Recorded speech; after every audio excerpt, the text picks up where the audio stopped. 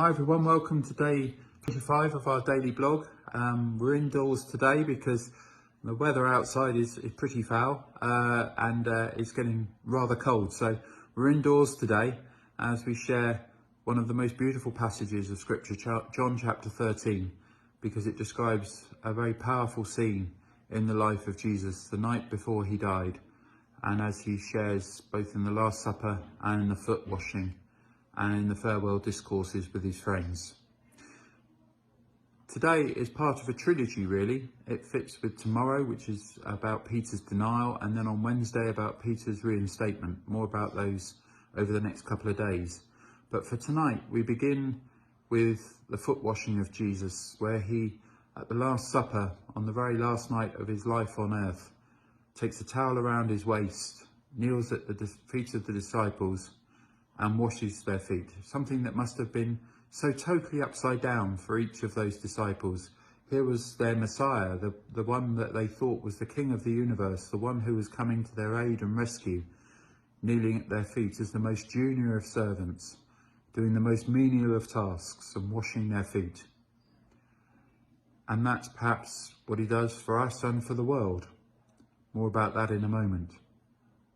Judas's reaction is to decide this is the moment that he's going to leave the room and go off and actually betray Jesus to the authorities.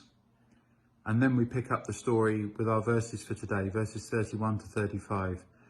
And this is what it says. When Judas had gone, Jesus said, "Now the Son of Man is glorified, and God is glorified in him. If God is glorified in him, God will glorify the Son in himself, and will glorify him at once. My children, I say, I will be with you only a little while longer. You will look for me, and just as I have told the Jews, so I now tell you, where I am going, you cannot come. A new command I give you, love one another. As I have loved you, so you must love one another. And by this, everyone will know that you are my disciples, if you love one another." Well, Peter's reaction to all this is to decide to try and follow Jesus and do everything he possibly can to walk with him. And he says, "I'll even die with you if I have to." Jesus turns to Peter, looks him in the eye and says, "Peter, before this night is out, you will deny me 3 times. And so my thought is this really: how do we react when events perhaps unfold around us, or indeed amongst us and within us? How do we deal with our own feelings when we don't see things working out maybe the way we thought they should do?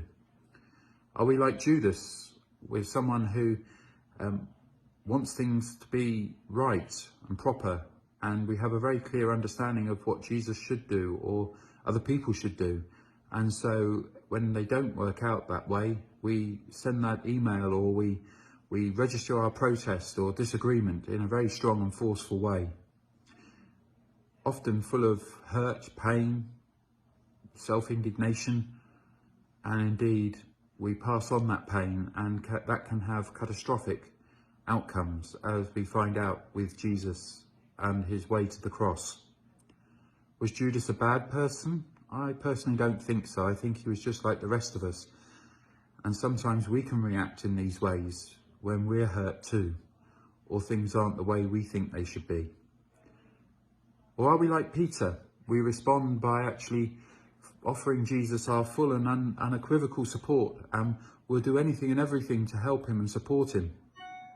But of course, as soon as the first difficulties come our way, well, often we fall short and we're left with our own feelings of inadequacy and unfulfilled hopes and expectations, especially of ourselves. Or maybe we're like the other disciples who just seem to keep quiet, maybe not fully understanding all that's going on, that here at this moment, on this night and into the following day, what we know as Good Friday, the whole of history was about to turn. We can be all in these places from time to time.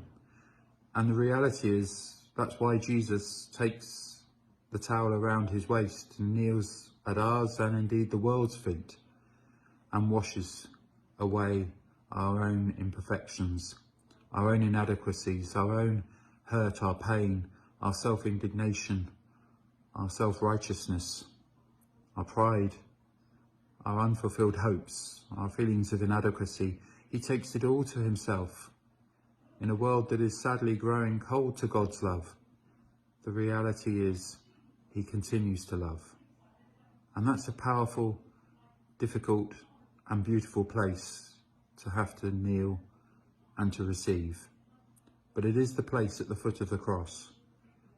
And the question, of course, as we look at relationships and we look at how we are called to love one another, can we live out of this place? Can we go there ourselves to receive that the God of the universe truly loves the inadequate and imperfect us? And from that place, try to love one another. This is the challenge, and this is the command.